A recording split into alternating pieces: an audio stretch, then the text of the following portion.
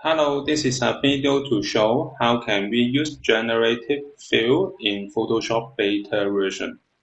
This is the new features in Photoshop that allow us to add, extend, or remove content in our image.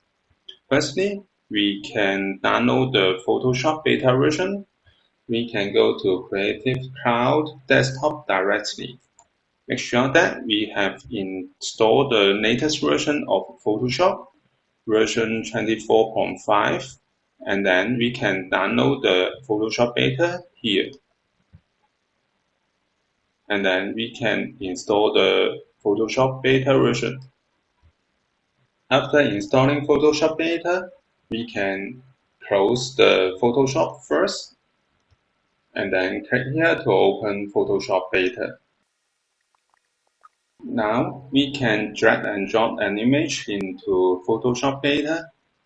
I have downloaded this image from freepik.com. We can download this image from freepik.com by this link.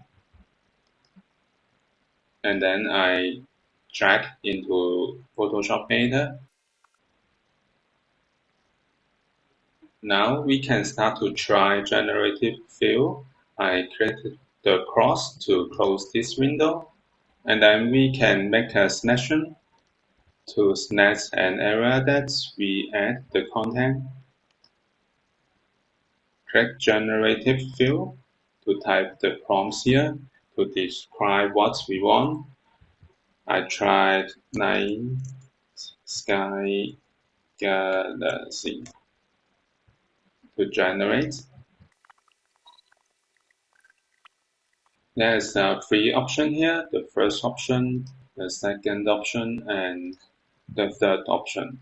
I think this is quite nice. In the beta version, we can rate it. This is good result. So I keep this. And then we can replace the subject. I replace the 10, select it, and generative fill, type house with nice to generate.